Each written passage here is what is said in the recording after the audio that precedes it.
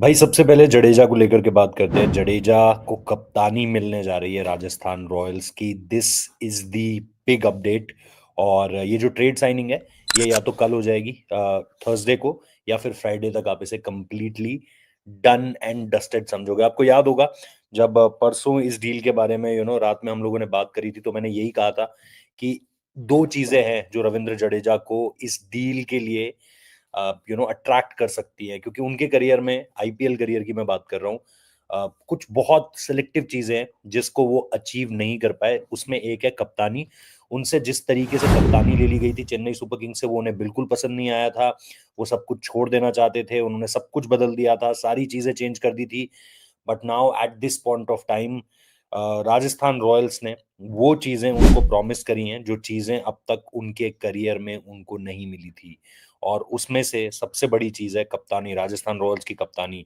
अब ये देखना इंटरेस्टिंग होगा कि यहाँ से यशस्वी जायसवाल क्या करते हैं, यहाँ से ध्रुव जुरैल क्या करते हैं, यहाँ से रियान पराग किस तरफ चलते हैं।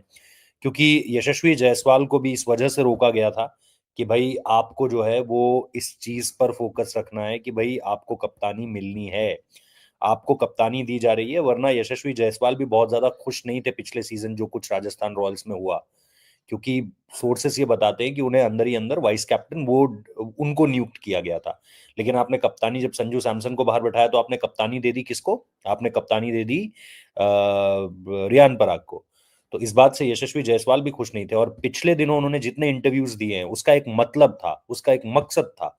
हर जगह पर अगर आप यशस्वी जायसवाल के इंटरव्यूज देख रहे थे, तो उसका मतलब ये था कि वो हर उस इंटरव्यू में ये बात पिच कर रहे थे कि yes I am ready for the captaincy, yes I want to do the captaincy, yes captaincy को लेकर के मैं इंटरेस्टेड हूं। ऐसा नहीं है कि मैं सिर्फ क्रिकेट खेलना चाहता हूं।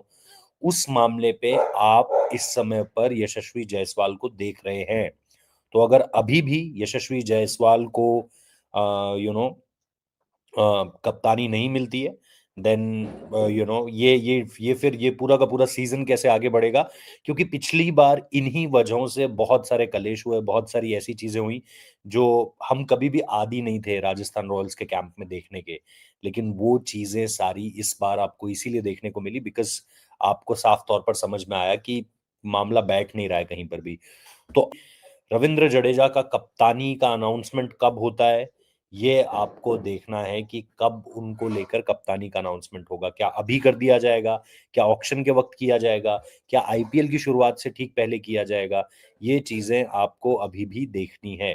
तो ये खबर हुई रविंद्र जडेजा से रिलेटेड। यस, ना इसका टाइटल में कहीं डिस्क्रिप्शन था, मेंशन था, ना इसका लेकिन जो जो खबर आई जैसे आई वो आपको तुरंत एज इट इज दे दी। अब जो सबसे इंपॉर्टेंट चीज है, जिसमें आप लोग भी जानना चाह रहे हैं, जिसमें आप लोग भी बात करना चाह रहे हैं सर, उससे भी बड़ी बात यह है कि आपने अपने जिन प्लेयर्स को पिछले कुछ सालों में ग्रो किया, ये वैसा ही हो जाएगा कि मैं बाहर से खिलाड़ी लेकर आ रहा हूँ और आपके ऊपर बैठा दे रहा हूँ। तो आपने जो अपना होम ग्रोन टैलेंट दिखाया, अपनी एकेडमीज में आपने जिनको ग्रो किया, जिनके साथ आपने लास्ट सीजन प्रोमिस किए, उन सारे प्रोमिस को पीछे छोड़कर आप आगे बढ़ रहे हो बिकॉज आपको ये डील चाहिए थी। और इसमें मुझे अभी भी लगता है, 100% लगता है कि इस ट्रेड डील में फायदा राजस्थान का ही हुआ है। चेन्नई का ठीक है, चेन्नई को संजू सैमसन मिल जाएंगे, बट राजस्थान को रविंद्र जडेजा भी मिल रहे हैं और सैम करन भी मिल रहे हैं। तो उनकी जो पिछले ऑक्शन में उन्होंने जो मतलब बेवकूफियां या गलतियां की थी कि भाई आपने रवि अश्विन को भी हटा दिया, यूजी चहल को भी हटा दिया, और फिर आप किन के साथ जा रहे हो? आप जा रहे हो जी हसरंगा के साथ और थिकशाना के साथ, जिनकी करंट फॉर्म के बारे में आप लोगों को भी पता है। तो आईपीएल जैसी लीग में अगर आप अपने होम ग्रोन स्पिनर्स नहीं रख रहे हो जो कि एस स्पिनर्स हैं, और आपने दो एस स्पिनर्स छोड़े हैं अपने, उसके बाद आप ये फैसला ले रहे हो, तो फिर तो ये तो मतलब मूर्खता ही कहलाई जाएगी। तो अब आप गए हो कि आपके पास ठीक है रविंद्र जडेजा जैसा एक ऑप्शन है, बट अगेन अभी भी राजस्थान की टीम में फास्ट बॉलर्स उनके पास अच्छे हैं, वेरिएशंस बहुत सारे हैं, Jofra Archer to lead the things away. But मेरे हिसाब से बैटिंग में अभी भी ये टीम कमजोर है। और अगर ये टीम बैटिंग में इसी तरीके से कमजोर रहती है, तो फिर आपको जो है वो काफी मतलब जिसे कहते हैं ना, मसले आने वाले हैं इस टीम को। तो मुझे लगता है ये इस टीम को शायद ट्रेड डील में कुछ मिले, जो ये यहाँ से उठाएंगे और करेंगे मेरे हिसाब से कोलकाता नाइट राइडर्स से, अगर नीतीश राणा आपको कोलकाता नाइट राइडर्स चाहते हुए दिखाई देते हैं, तो वो चीज़ होगी। बट जडेजा जडेजा मैं ये तो नहीं कहूंगा कि जडेजा फेस नहीं है नम भाई। जडेजा फेस तो हैं, लेकिन आपको आगे की सोचनी है ना। आप आज के 2 साल सोच के, क्योंकि जडेजा कितनी क्रिकेट और खेलेंगे ये भी आपको देखना है। अपना प्राइम वो पास कर चुके हैं, अब वो अपने लास्ट ईयर्स की तरफ है। इंटरनेशनल क्रिकेट T20 से वो संन्यास ले चुके हैं। तो अब और कितना रविंद्र जडेजा, वो आपको देखना है। तो मेरे हिसाब से वो भी एक इंपॉर्टेंट सवाल है। लाइक शेयर सब्सक्राइब कर दो, हाइप का बटन यूज कर दो, क्योंकि अभी नया वीक शुरू ही हो रहा है। नोटिफिकेशन बेल प्रेस कर दो।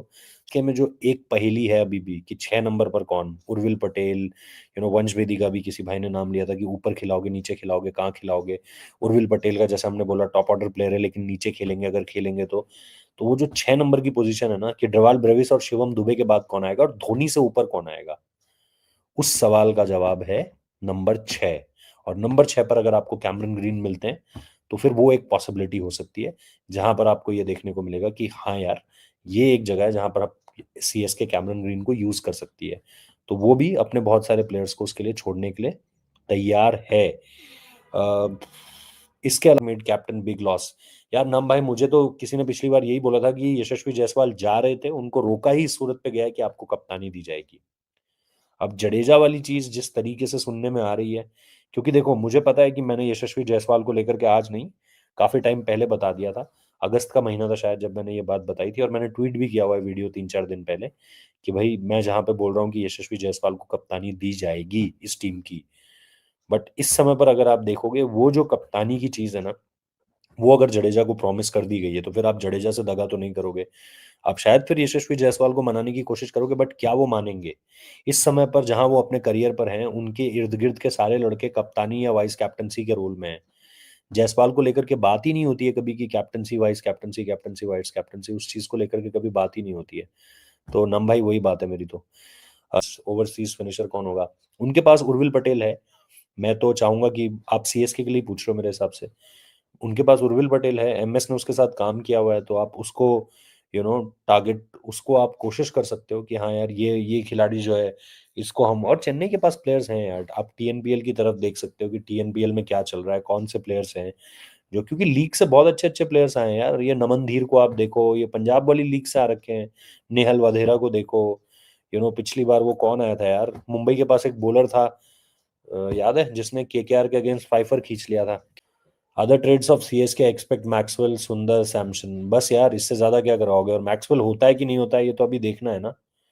ये 3 ही जो ट्रेड है वो मुझे सुनने में आए हैं अभी तक, कि क्या हो रहा है और क्या नहीं हो रहा है। इससे ज्यादा मैंने सुने भी नहीं है कि इससे ज्यादा क्या। और उसको उसको लेकर के मैंने किसी से पूछा था, संजू और जडेजा को लेकर के, तो उन्होंने बताया है कि हाँ भाई, किसी करीबी दोस्त ने उनको ये बताया है, इस पूरे के पूरे मामले में जो काफी करीब है, उसने उनको बताया है कि अ, जडेजा जो है वो कप्तानी करते हुए नजर आ रहे हैं। तो या दैट्स द थिंग भाई, दैट्स द थिंग अभी तक तो यही है।